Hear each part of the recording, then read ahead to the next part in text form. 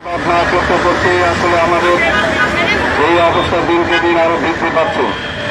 আমরা সঠিকভাবে যদি প্রতিবাদ করতে পারতাম তাহলে এই মৃত্যু হয়তো কিছুটা কমত।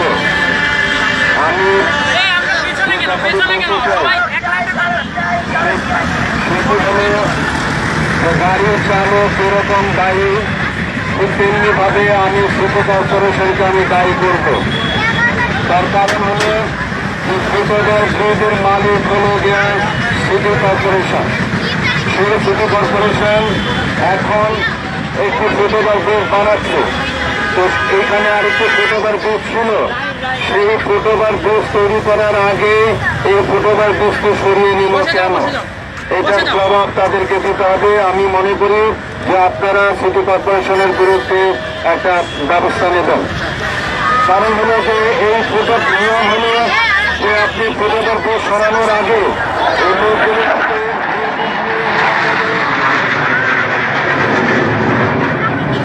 হতে পারে সেই ব্যবস্থাটা আগে করা উচিত ছিল। জেব্রা ক্রসিং তৈরি করেন, মানুষের জন্য পারাপারের ব্যবস্থা যারা করেন তাদেরকে আমি দায়ী করব। কারণ এখানে যে জেব্রা ক্রসিংটি দেওয়া হয়েছে এত বড় একটা সড়কের মধ্যে এইভাবে কোথাও শিশুদের কোথাও এইভাবে জেব্রা ক্রসিং দেওয়া হয় না। এই ধরনের রাস্তার মধ্যে যে জেব্রা ক্রসিং গুলো দেওয়া হয় সেটা হলো রাইজিং জেব্রা ক্রসিং, মানে পৌঁছে করে দিতে হয় যাতে গাড়ি দ্রুত গতিতে না আসতে পারে, এরকম একটা রাইজিং জেব্রা ক্রসিং দিতে হয়।